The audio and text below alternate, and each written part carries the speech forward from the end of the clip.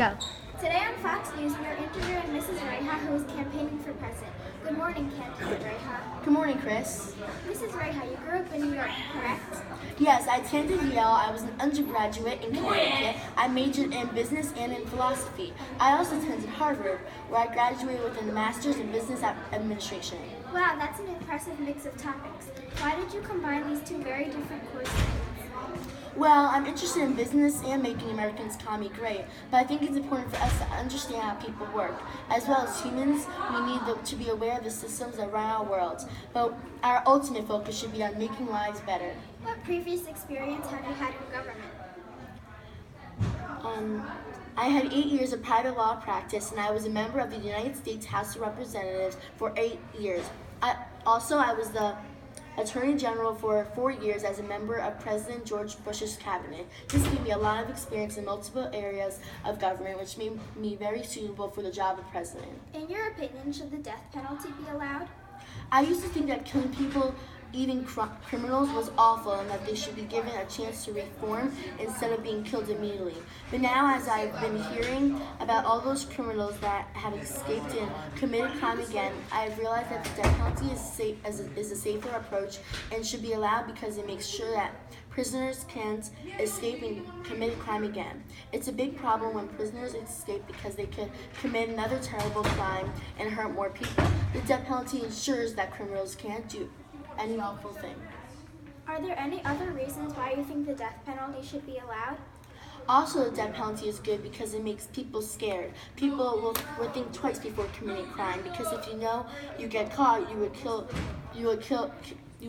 get killed through the death penalty. I remember a few days ago in New York, I heard about a man who killed a whole family and went to jail.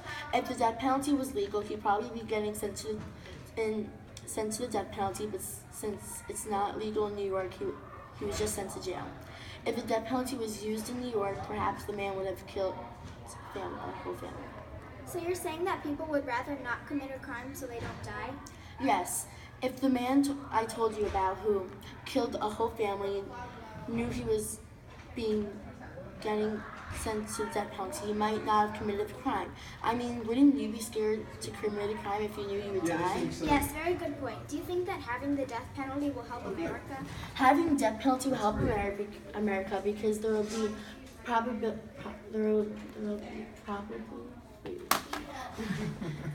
Sorry, we messed you up. No, it's fine. I was missing. Sorry. Okay. Having the death penalty will help America because there will be a lot of less crimes because everyone will be scared to commit them, which can help the people in America be safe.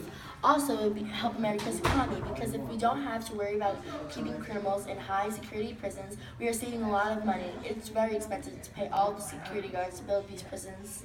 Do you think the death penalty has anything to do with racial bias? No, I don't. I think the death penalty has nothing to do with racial bias because the police need concrete evidence such as DNA and testimonies from witnesses to convict someone to the death penalty. It depends how heinous the crime is, and the police don't decide who gets put to jail. It's up to the person who commits the crime. Good point. Anything else to add on racial bias? No, that is all. Moreover, what methods are used for the death penalty? Lethal injection, which is drugs injected in the body. Do you think this is a cruel and unusual crime? No, I don't. A person deserves lethal injection if the crime they committed was heinous. If a person killed someone, they deserve to be killed instead of going to jail. In jail, they can find a way to get out or maybe kill someone else. We need to save our country from terrorists before the terrorists kill our country. Interesting. Moving on to the next point. Should the U.S. send ground troops to fight ISIS? I really hate sending so many Americans so far away to do such a dangerous and horrifying job, but I sincerely believe that it must be done. If we don't fight ISIS now, in the future they could grow and kill an even greater number of those people than those who we lost fighting ISIS now. So you're worried about the impact ISIS could have in the future if we don't put it to a stop now? Yes, sending ground troops to fight ISIS would mean a lot less deaths than being forced to fight them on later. So you're saying that sending troops overseas to fight ISIS would prevent them from coming to America and harming people here?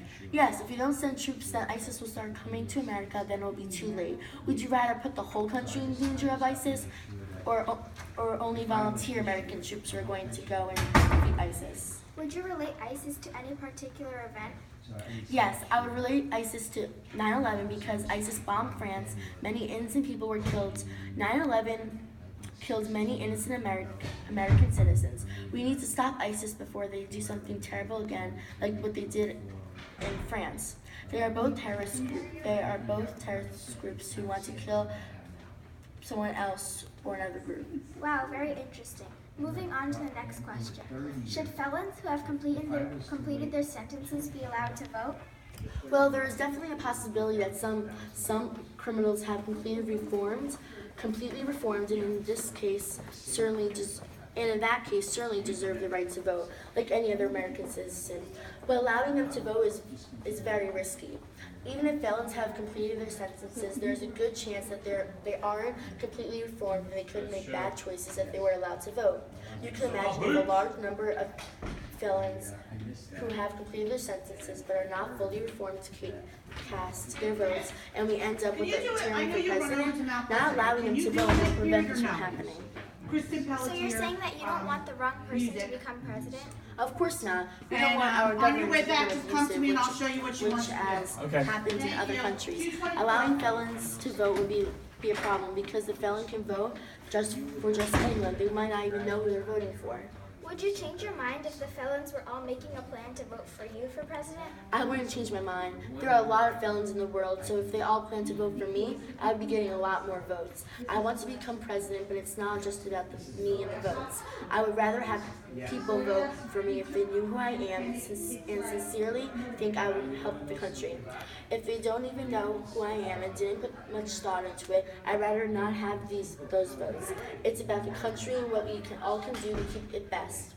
Allowing felons to vote who have completing their sentences would be wrong and risky. Thank you for your time, candidate Hreha. No problem. Thank you for hearing me out. Vote Hreha for president.